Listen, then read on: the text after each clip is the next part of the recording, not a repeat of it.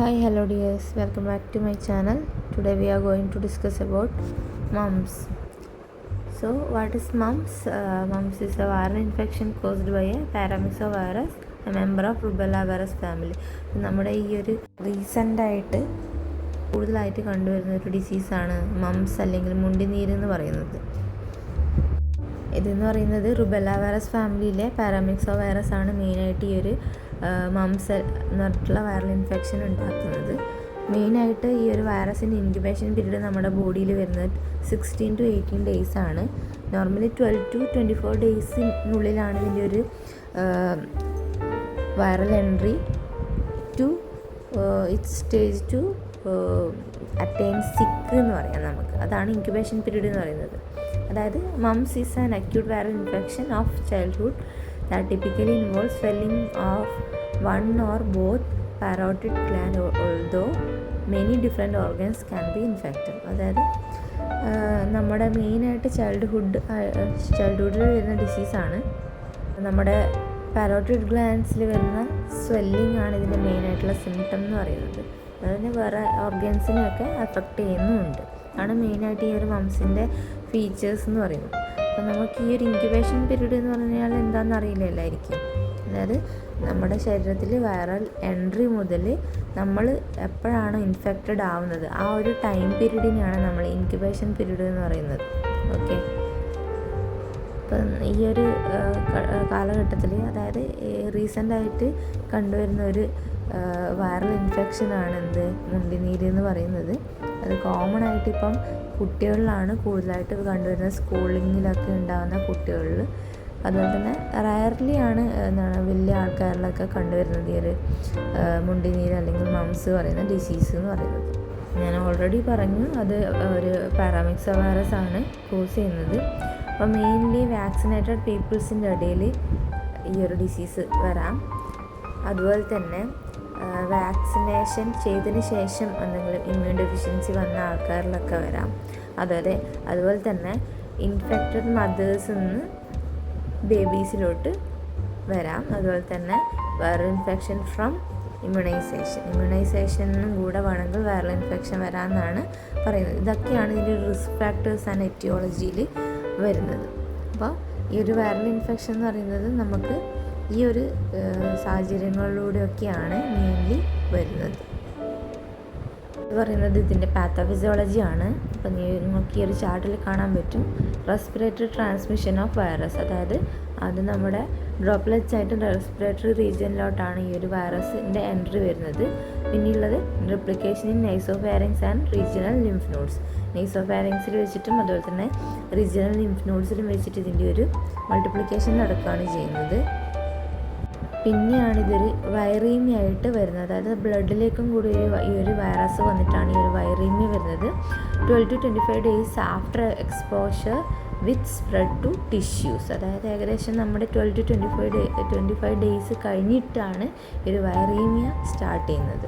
പിന്നെയുള്ളതാണ് multiple tissues infected during വൈറീമിയ. അതായത് നമുക്ക് parotid glands മാത്രമല്ല ബാക്കിയുള്ള ഓർഗൻസും കൂടെ മൾട്ടിപ്പിൾ ആയിട്ടുള്ള ടിഷ്യൂസൊക്കെ ഇൻഫെക്റ്റഡ് ആവുന്നത് ഈ ഒരു ടൈമിലാണ്. അപ്പോൾ ഇങ്ങനെയാണ് നമ്മുടെ ഈ മംസ് സ്പ്രെഡ് ആവുന്നത്.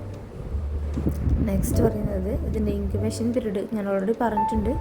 Time between being exposed to the virus and getting sick it is usually 12 to 25 days. മെയിനായിട്ട് വരുന്ന സിംറ്റംസ് എന്ന് പറയുമ്പോൾ ഏകദേശം 20 to 30% ഓഫ് കേസസ് പറയുന്നത് അസിംറ്റമാറ്റിക് ആയിട്ടുള്ള സ്റ്റേജാണ്. പിന്നെ വരുന്ന സിംറ്റംസ് ഏതൊക്കെയാണെന്ന് വെച്ച് കഴിഞ്ഞാൽ fever, headache, sore throat, swelling of the parotid glands, swelling of the temples or jaw. ഈ ഒരു റീജിയൻസിലൊക്കെയാണ് മെയിൻലി ഈ ഒരു സ്വെല്ലിംഗ് വരുന്നത്. ഓക്കെ, അതിൻ്റെ ഡയഗ്നോസിസ് ആണ് പറയുന്നത്. അപ്പോൾ ഡയഗ്നോസിസിൽ നമ്മൾ ആദ്യം ചെയ്യുന്നത് ഹിസ്റ്ററി കളക്ഷനാണ്. അതായത് വീട്ടിലോ അല്ലെങ്കിൽ ഫ്രണ്ട്സിൻ്റെ ഇടയിൽ അവരിടപഴകുന്നതായിട്ടുള്ള ഏതെങ്കിലും സിറ്റുവേഷൻസിലോ എന്തെങ്കിലും ഇങ്ങനെയുള്ള ഡിസീസ് കണ്ടുവന്നിട്ടുണ്ടോ എന്നുള്ള കാര്യങ്ങളൊക്കെ അന്വേഷിക്കുകയാണ് ചെയ്യുന്നത്. പ്രീവിയസ് ആയിട്ട് വന്നിട്ടുണ്ടോ, അതേപോലെ തന്നെ അവരുടെ സറൗണ്ടിങ്സിൽ എവിടേക്കെങ്കിലും ഉണ്ടോ എന്നൊക്കെയാണ് ഇതിൽ നമ്മൾ മെയിൻലി അന്വേഷിക്കുന്നത്. പിന്നെയുള്ളത് ഫിസിക്കൽ എക്സാമിനേഷനാണ്. നമ്മൾ ഫിസിക്കലി എവിടെയെങ്കിലും സ്വെല്ലൻ ഗ്ലാൻസ് ഉണ്ടോ എന്നുള്ള കാര്യങ്ങളൊക്കെയാണ് മെയിൻലി നോക്കുന്നത്. അപ്പോൾ ഇവിടെ നമ്മൾ കാര്യമായിട്ടുള്ള ടെസ്റ്റിങ്ങും കാര്യങ്ങളൊന്നും ചെയ്യുന്നില്ല. ഫിസിക്കൽ എക്സാമിനേഷനിൽ. പിന്നെ വരുന്നതാണ് ലാബ് ടെസ്റ്റ് എന്ന് പറയുന്നത്. ലാബ് ടെസ്റ്റിൽ നമ്മൾ ചെയ്യുന്ന കാര്യങ്ങളൊക്കെയാണ് pancreatic enzyme testing, spinal fluid sample and culture, salivary culture, antibody test, buccal swab, reverse transcription polymerase chain reaction, അതായത് RT-PCR ബക്കൽ സ്വാബിൻ്റെ. പിന്നെയുള്ളത് ഇമേജിംഗ് ടെക്നിക്കൊക്കെയാണ് നെക്ക് CT, ബ്രെയിൻ CT അല്ലെങ്കിൽ MRI ചെയ്യും, അബ്ഡോമിനൽ CT അല്ലെങ്കിൽ അൾട്രാസൗണ്ട്, ടെസ്റ്റിക്കുലാർ അൾട്രാസൗണ്ട്. ഇത്രയും കാര്യങ്ങളാണ് imaging ടെക്നിക്കിൽ നമ്മൾ ചെയ്ത് നോക്കുന്നത്. എവിടെയെങ്കിലും സ്വെല്ലൻ ആയിട്ടുള്ള ഗ്ലാൻസ് ഉണ്ടോ എന്നുള്ള കാര്യങ്ങളൊക്കെ അറിയാൻ വേണ്ടിയിട്ടൊക്കെയാണ് മെയിൻലി ഇങ്ങനെയുള്ള കാര്യങ്ങളൊക്കെ ചെയ്യുന്നത്. ഇനി നെക്സ്റ്റ് വരുന്നത് മാനേജ്മെൻറ്റാണ്. അതായത് മാനേജ്മെൻറ്റ്, മെഡിക്കലായിട്ടുള്ള മാനേജ്മെൻറ്റൊക്കെയാണ് മെയിൻലി നമ്മൾ ഫോക്കസ് ചെയ്യുന്നത്. അതിൽ തന്നെ ഫാർമക്കോളജിക്കൽ മാനേജ്മെൻറ്റ് ഉണ്ട്, അതുപോലെ തന്നെ നോൺ ഫാർമക്കോളജിക്കൽ ആയിട്ടുള്ള മാനേജ്മെൻറ്റ് ഉണ്ട്. അപ്പോൾ ഫാർമക്കോളജിക്കൽ മാനേജ്മെൻറ്റിൽ നമ്മൾ മെയിനായിട്ട് യൂസ് ചെയ്യുന്ന ഡ്രഗ് എന്ന് പറയുന്നത് പാരസെറ്റമോൾ ഡ്രഗ്സ് തന്നെയാണ്. പിന്നെ നോൺ ആസ്പിരിൻ ഫീവർ മെഡിക്കേഷൻസ് ഒക്കെ യൂസ് ചെയ്യും, ലൈക്ക് അസെറ്റാമിനോഫെൻ, അതുപോലെ തന്നെ ഇബുപ്രോഫെൻ ഒക്കെയാണ് മെയിൻലി യൂസ് ചെയ്യുന്നത്. പിന്നെ നോൺ ഫാർമക്കോളജിക്കൽ ആയിട്ടുള്ള ടെസ്റ്റിംഗ് ഒക്കെ എങ്ങനെയാണെന്ന് വെച്ച് കഴിഞ്ഞാൽ അത് ടെമ്പറേച്ചർ മോണിറ്റർ ചെയ്യുക എന്നുള്ളതാണ്. അതുപോലെ തന്നെ കോൾഡ് പാക്സ് അല്ലെങ്കിൽ വാം പാക്സ് ഒക്കെ ഉണ്ടോ എന്നുള്ള കാര്യം, അതുപോലെ തന്നെ ബെഡ് റെസ്റ്റ്, നമ്മൾ പ്രോപ്പറായിട്ടുള്ള ബെഡ് റെസ്റ്റ് എടുക്കുക എന്നുള്ളതൊക്കെയാണ്. അതായത് ഈ ഒരു ഏകദേശം 1 മന്തോളം നമ്മൾ ഏകദേശം ഈ ഒരു സിംറ്റവും കാര്യങ്ങളൊക്കെ ആയിട്ട് നമുക്ക് വേദനയും ഒക്കെ ഉമിനീര് വരെ ഇറക്കാൻ പറ്റാത്തൊരു സാഹചര്യമൊക്കെ ആയിട്ടാണ് പോകുന്നത്. അപ്പം നമ്മൾ ഡ്രഗൊക്കെ എടുക്കുക, അതുപോലെ തന്നെ നമ്മൾ ടെമ്പറേച്ചറും അതുപോലെ തന്നെ വാം അല്ലെങ്കിൽ കോൾഡ് പാക്സ്, ബെഡ് റെസ്റ്റ്, ഇതൊക്കെയാണ് മെയിൻലി നമുക്ക് ചെയ്യാൻ പറ്റുന്ന മാനേജ്മെൻറ്റ് എന്ന് പറയുന്നത്. And the last one is vaccination. നമ്മൾ MMR വാക്സിനാണ് മെയിൻലി ഈ ഒരു മംസിൻ്റെ കേസിലെടുക്കുന്നത്. 0.5 ml സബ്ക്യൂട്ടേനിയസ് റൂട്ടിലൂടെയാണ് നമ്മൾ ഇഞ്ചെക്ട് ചെയ്യുന്നത്. 2 ഡോസാണ് മെയിൻലി നമുക്ക് തരുന്നത്. അതായത് നോർമലി നമ്മുടെ 12 to 15 months ഫസ്റ്റ് ഡോസും അതുപോലെ തന്നെ 4 to 6 years സെക്കൻഡ് ഡോസുമാണ് തരുന്നത്. അപ്പോൾ ഈ ഒരു MMR വാക്സിൻ എന്ന് പറയുമ്പോൾ മംസ്, മീസിൽസ്, റുബെല്ല വാക്സിനാണ് അതിൻ്റെ ഫുൾ ഫോം എന്ന് പറയുന്നത്. അപ്പോൾ ഈ ഒരു വാക്സിനാണ് നമ്മൾ ഈ ഒരു 2 ഡോസേജ് ആയിട്ട് നമ്മൾ ഈ ഒരു പ്രായത്തിൽ എടുക്കുന്നത്. പിന്നെയുള്ളതാണ് MMRV എന്ന് പറയുന്നത്. അതായത് 0.5 ml തന്നെയാണ് സബ്ക്യൂട്ടേനിയസ് ആയിട്ടുള്ള റൂട്ടിലൂടെ തന്നെയാണ് ഈ ഒരു വാക്സിനേഷനും എടുക്കുന്നത്. പിന്നെ ഈ ഒരു ഡിസീസിന് വരാവുന്ന കോംപ്ലിക്കേഷൻസ് എന്ന് പറയുന്നത് ഇത് ചിലപ്പോൾ മെനിഞ്ചൈറ്റിസിലോട്ടും എൻസെഫലൈറ്റിസിലോട്ടും ഓർക്കിറ്റൈസിലോട്ടും അതുപോലെ തന്നെ ചിലപ്പോൾ ഹിയറിംഗ് ലോസിലേക്ക് വരെ കാരണമാവുന്നതാണ് പറയുന്നത്. അപ്പം നമ്മുടെ റീസെൻ്റ് ആയിട്ട് കണ്ടുവരുന്ന ഈ ഒരു മംസ് എന്ന് പറഞ്ഞ ഡിസീസ് പ്രിവെൻറ്റ് ചെയ്യാൻ പറ്റുന്ന കാര്യങ്ങൾ എന്താണെന്ന് വെച്ച് കഴിഞ്ഞാൽ നമുക്ക് മാസ്ക് ധരിക്കുക എന്നുള്ളതാണ് മെയിനായിട്ട് ചെയ്യാൻ പറ്റുന്ന കാര്യം.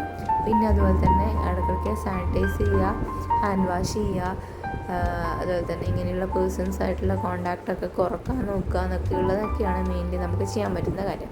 അത്രയാണ് ഇന്നത്തെ ക്ലാസ്സിലുള്ളത്. എല്ലാവർക്കും മനസ്സിലായെന്ന് വിചാരിക്കുന്നു. Thank you.